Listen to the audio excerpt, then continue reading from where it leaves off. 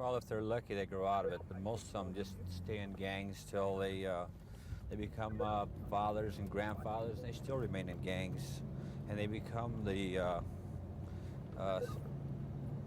all these gang members. They look up to this one person, and if they ever need any advice in regards to gang members or what to do and this and that, they go talk to. They call him a veterano, and he's got all the knowledge in gangs. He's been around for the longest time, and they respect him. To them, it's like it's their hero because he's done it all, and he's still alive, and he's still got everything going for himself. Hanson, you know the structure, and when we passed that corner back there, you said that was a real easy place to get PCP. How aggressive are you when you know that that's a likely area and you see something that may be going on? Do you sort of rush in there when you see these or suspect something, or do you maybe just go a little easy, not wanting to cause an incident? Well, we do. We get involved, but see, a lot of problems that we have is they have lookouts, and these lookouts, they have ways of letting them know that we are approaching. So by the time we get to the area, they've already stashed it, got rid of it, and they're just standing around like nothing's happening, or they start walking away from us.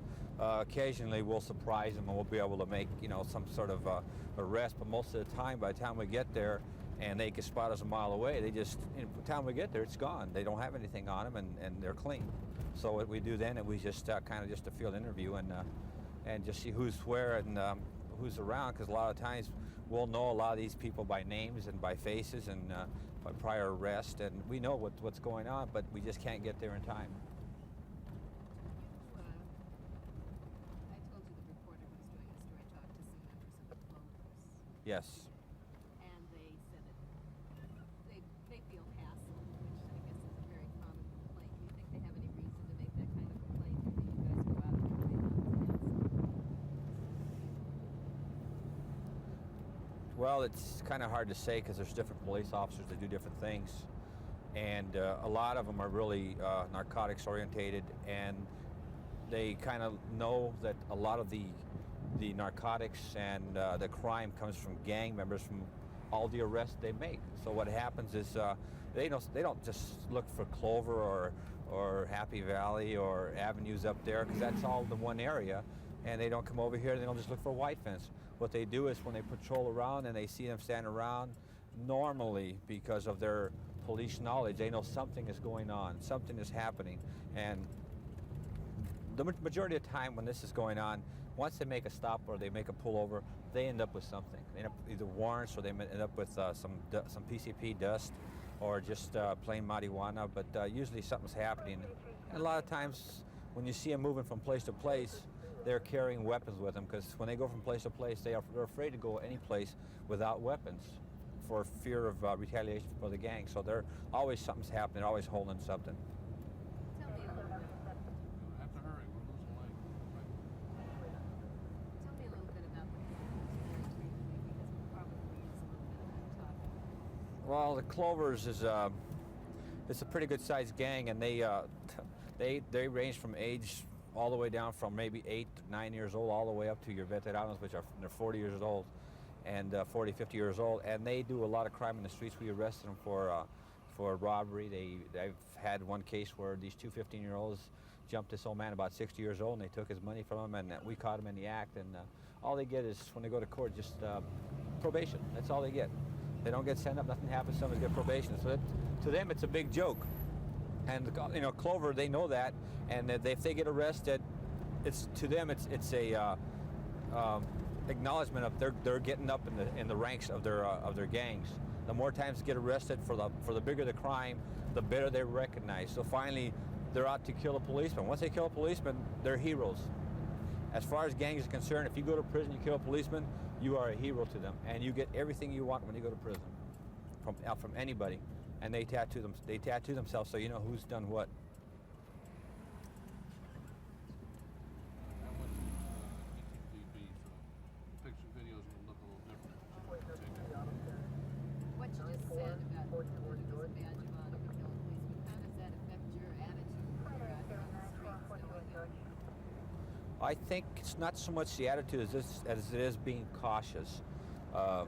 I told you earlier about the way they dress, the big clothes they wear. and it's for a reason. You know, the bigger the clothes, the more they can hide. You see them sometimes out here in this kind of weather, which is very nice. They'll be wearing a trench coat, or they'll be wearing something baggy because they can conceal a lot. They've got a lot of contraband to conceal. They can conceal a shotgun or guns.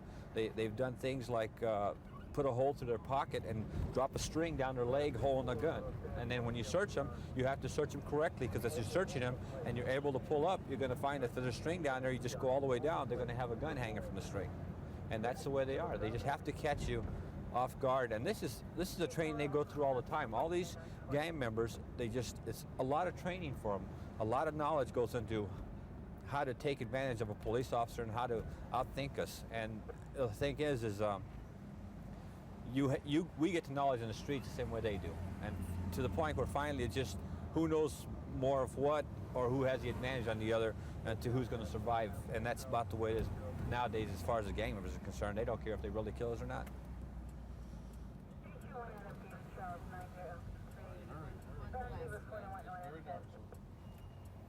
it different for you being a Spanish-speaking officer on the street than it is for, say, somebody else in this particular division? It's better for me because I can relate with them, and I've been there, and I've got cousins who have been gang members and everything, so I know the language. There's two different languages. You have your Spanish, then you have your gang language. And if you're able to communicate with both of them, it's better for you. I get along with them, but I have to do my job, and they know it. So if anything happens and I'm able to relate with them, then they understand where I'm coming from. It's not like I'm picking on them or anything else, because I tell them from the start they know they messed up and they have to pay the consequences. But being Spanish speaking, it really helps, and you almost have to be in this area, because if you notice looking around, 80% of these people do not speak English, and they are the victims of the crime, so you have to be able to talk to them and get information to get whatever you have to.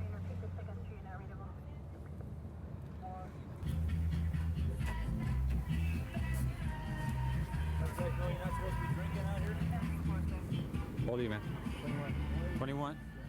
Can you just get through playing basketball? Huh? Okay, keep your hands where I can see them a little bit. Go ahead, turn around, Bubba. They're drinking in the park, for one thing. This guy's 18 years old. Just holding a can of beer, he can go to jail. Simple as that. You guys contributing to the delinquency of a minor, you could go to jail. It's not worth it. It's good you want a basketball game, fine. But just you guys get your beer, you're gonna drink, and go to your house and drink, not out here in the park. Alright? This belong to you too? It's belongs to me. Alright. You can lower that while you're alright? Thanks for the warning. Right.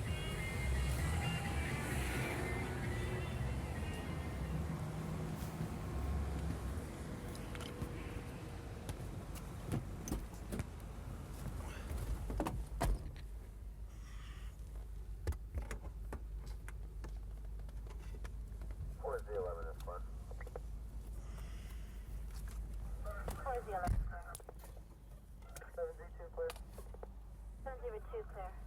4 Victor 20, 4 Victor 20, are you clear?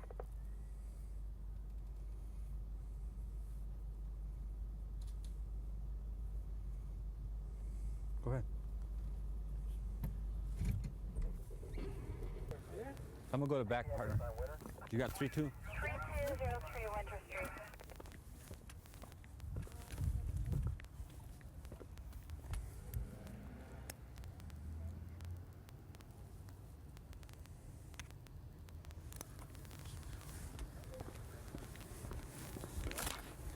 Hold on. 5-7 description of suspect on Winter Street. 457 suspects are 2 male Negroes and a male white on the roof. Yeah. 5-7, Roger. Hey, Bubba, I'm gonna take this side. You stay on that side.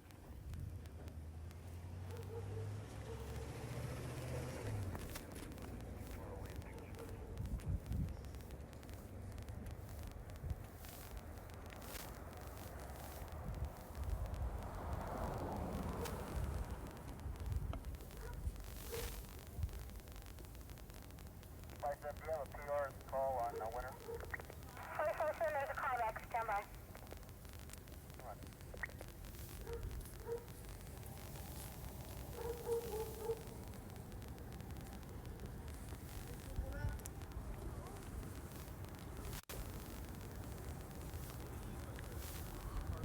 Okay.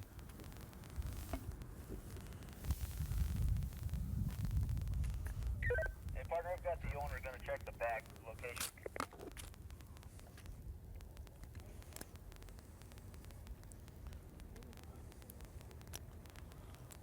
That's Roger.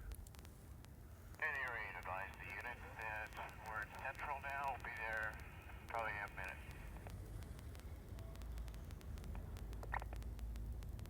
Hey, Bob, how's it look over there? Very clear. 48 clear. I don't see any movement up there, but I can't see the top of it. The owners are right right now. We'll be there probably about an hour. Be on the call on Winter in about 1 minute. Huh? 57 repeat. I said the air unit will be over location in 1 minute. He'll be on simplex. We got an area unit coming in 1 minute. 57, show code 4 that location. No 4.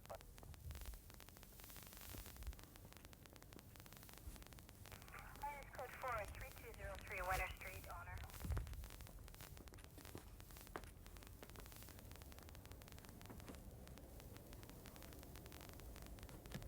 Kenny Northeast unit, see the woman attempt suicide, 317 North Avenue 59, code 2. 415 clear. 415 clear.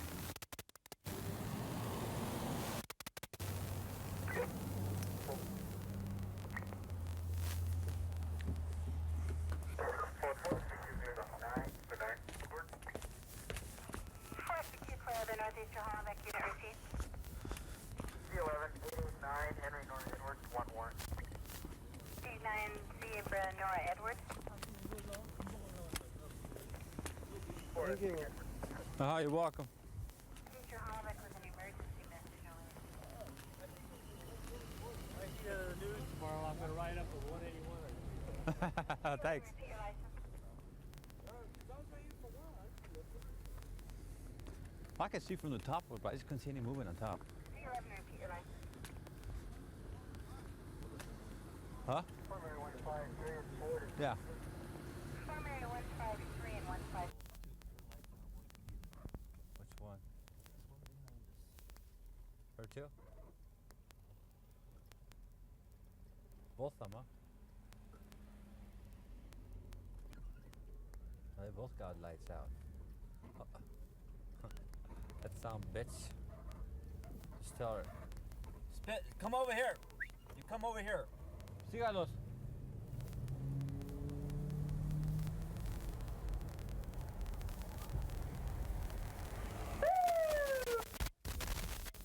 God damn, Bubba. I'll take it.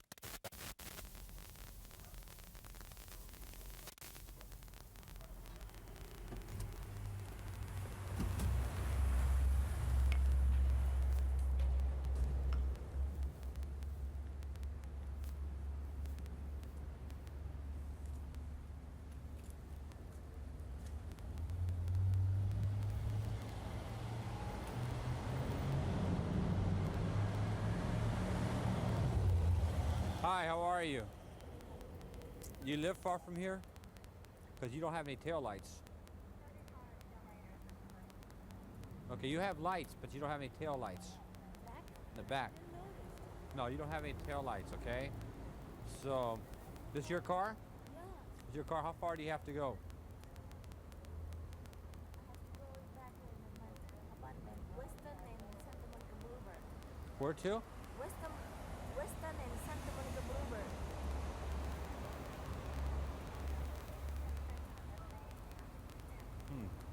You really should stop by one of these stations and have your tail lights fixed or looked at, okay? I'm sorry, I didn't notice. Okay, I know you didn't. As a matter of fact, the girl behind you also doesn't have any tail lights in hers either. Okay, so just hold on a second, please.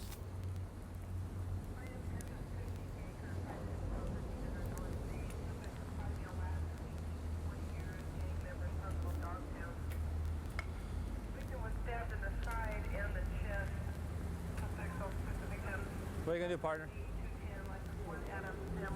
All right.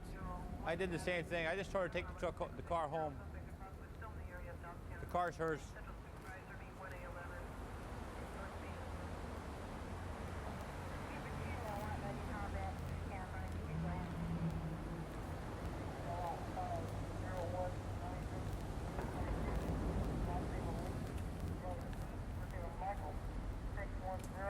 Okay, do me a favor, lady. Just take the car home. Okay, but make sure you get your tail lights fixed.